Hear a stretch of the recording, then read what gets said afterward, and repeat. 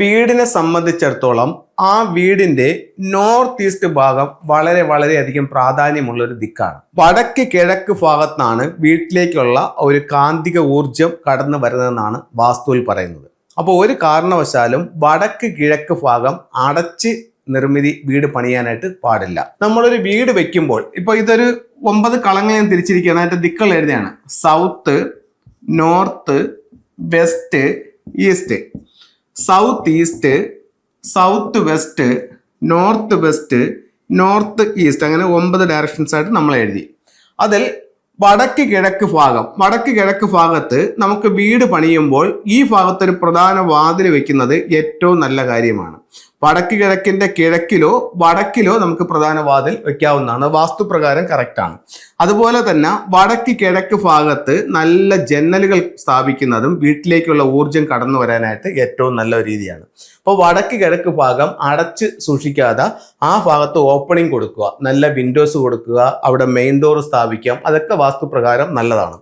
അതുപോലെ തന്നെ നമ്മൾ വളരെയധികം ശ്രദ്ധിക്കേണ്ട ഒരുപാട് വീടുകളിൽ നമ്മൾ കൺസൾട്ടിങ് ചെല്ലുമ്പോഴത്തേക്ക് നമുക്ക് കാണാനായിട്ട് സാധിക്കുന്നതെന്ന് പറഞ്ഞു കഴിഞ്ഞാൽ ഇവർ വടക്ക് കിഴക്ക് ഭാഗത്ത് ഒരു നിർമ്മിതി ചെയ്യും. ബഹുഭൂരിപക്ഷം ആൾക്കാരും ചെയ്യുന്നതെന്ന് പറഞ്ഞു കഴിഞ്ഞാൽ വടക്ക് കിഴക്ക് അവരൊരു കിച്ചൺ കൊണ്ടുവയ്ക്കും. എന്നിട്ട് വെളിയിൽ അവിടെ ആ ഭാഗത്ത് ഒരു വിറകിന്റെ കിച്ചൺ അവർ സ്ഥാപിക്കും. അപ്പൊ എന്തു ചെയ്യും? ഇതാണ് ഇപ്പൊ ഇത് കിഴക്ക് ദർശനമുള്ള ഒരു വീടാണ്. ഇവിടെ പ്രധാന വാതിൽ കിഴക്കും കൊണ്ടുവച്ചിട്ട് വടക്ക് കിഴക്ക് ഭാഗത്ത് കിച്ചൺ വെക്കും. എന്നിട്ട് വീടിന്റെ വെളിയിൽ വടക്ക് കിഴക്ക് ഭാഗത്തെ അടച്ചുകൊണ്ട് ഇവരിവിടെ ഒരു കിച്ചൺ പണിയും. കിച്ചൺ പണിയുമ്പോൾ ഇവിടെ എന്തു പറ്റി? വടക്ക് കിഴക്ക് വീട്ടിലേക്കുള്ള ഊർജം തടസ്സപ്പെടുത്തുന്ന രീതിയിൽ ഈ ഭാഗത്ത് വലിയൊരു ബ്ലോക്കേജ് ഉണ്ടാവും. അത് ഈ വീടിനെ സാരമായ രീതിയിൽ ബാധിക്കും.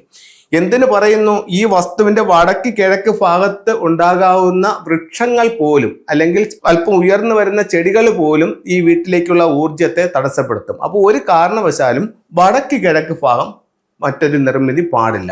ഒരുപാട് വീടുകളിൽ നമ്മൾ പോകുമ്പോഴത്തേക്ക് നിറഞ്ഞു കഴിഞ്ഞാൽ ഇവര് ഇപ്പൊ കിഴക്ക് ദർശനമായിട്ടുള്ളൊരു വീടാണ്, അപ്പൊ റോഡ് സൈഡാണ്, ഇവർക്കൊരു കട പണിയണം. കട പണിയണം, ഇവരെന്ത് ചെയ്യും? വടക്ക് കിഴക്ക് ഭാഗത്തുകൊണ്ട് കട വയ്ക്കും. അതോടുകൂടി വീടിന്റെ സകല സൗഭാഗ്യങ്ങളും പോവുകയും ചെയ്യും. അവർ വലിയ സാമ്പത്തിക പ്രശ്നത്തിലേക്കും ബുദ്ധിമുട്ടിലേക്കും വരികയും ചെയ്യും.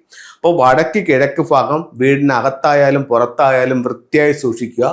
ഈ ഭാഗത്ത് ഭാരം വയ്ക്കാനോ മറയ്ക്കാനോ മറ്റ് നിർമ്മിതികൾ, മരങ്ങൾ യാതൊന്നും പാടില്ല.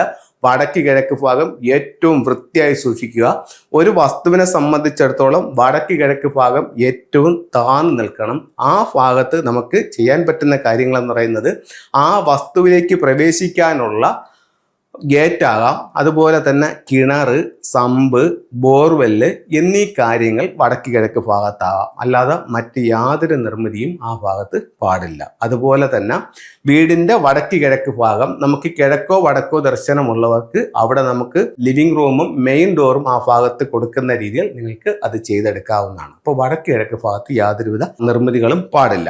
ഇനി ഇപ്പൊ ഒരു വീടിനെ സംബന്ധിച്ചിടത്തോളം ആ വീടിന്റെ ഇപ്പൊ നമ്മളൊരു പുതിയൊരു വീട് വെക്കാനായിട്ട് പോകുമ്പോഴത്തേക്കും ആ വീടിനൊരു ഫ്ലൈങ് സ്റ്റാർ കണക്കുണ്ട്. അപ്പൊ എന്താണ് ഫ്ലൈങ് സ്റ്റാർ എന്ന് വെച്ച് കഴിഞ്ഞാൽ അതൊരു ചൈനീസ് വാസ്തുവുമായിട്ട് ബന്ധപ്പെട്ടിട്ടുള്ള ഒരു തിയറിയാണ്.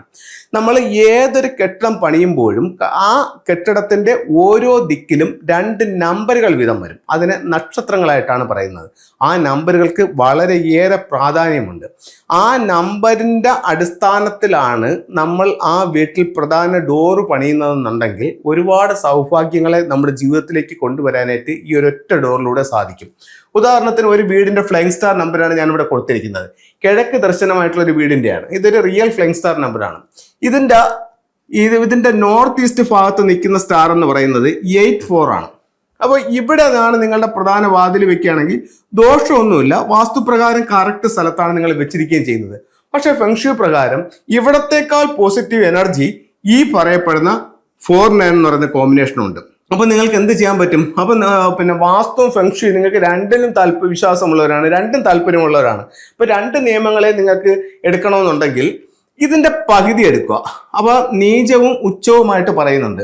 ഇത് നീചഭാഗമാണ്, ഇത് ഉച്ചഭാഗവുമാണ്. അപ്പൊ ഈ പകുതിക്കിപ്പുറത്ത് ഈ ഭാഗത്ത് കൊണ്ടുവന്ന് ഡോറ് വെക്കുകയാണെങ്കിൽ വാസ്തുപ്രകാരം ഉച്ചത്തിൽ നമുക്ക് ഡോറ് കിട്ടുകയും ഈ പറയപ്പെടുന്ന വാട്ടർ സ്റ്റാർ 9ന്റെ എനർജി കിട്ടുകയും ചെയ്യും.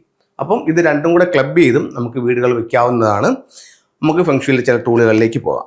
ഫെങ്ഷുയിൽ ഏറ്റവും കൂടുതൽ ആൾക്കാർ ഉപയോഗിക്കുന്നത്, ഇപ്പോൾ ഒരു വീട് എടുത്തു കഴിഞ്ഞാൽ അതിൽ ഈ പറയപ്പെടുന്ന 3 ഫെങ്ഷുയി ടൂളുകളിൽ ഏതെങ്കിലും ഒന്നില്ലാത്ത വീടുകൾ ഉണ്ടോ എന്നുള്ളത് പോലും സംശയമാണ്. ഒന്നൊരു ലാഫിൻ ബുദ്ധ. ലാഫിൻ ബുദ്ധ എന്ന് പറയുമ്പോൾ പല വീടുകളിലും പല സൈസിലുണ്ട്. ഏറ്റവും ചെറുത് മുതൽ വലിയ സൈസ് വരെയുള്ള പല ബുദ്ധകളും പല വീടുകളിലുണ്ട്. അതുപോലെ തന്നെ വിൻഡ് ചെയിംസ്, കാറ്റത്താടുന്ന മണി, അതുപോലെ ലക്കി ബാമ്പു. അപ്പോൾ ഇത് 3-ൽ ഏതെങ്കിലും ഒരു ടൂള് ഒരുമാതിരിപ്പെട്ട എല്ലാ വീടുകളിലും ഇന്നുണ്ട്.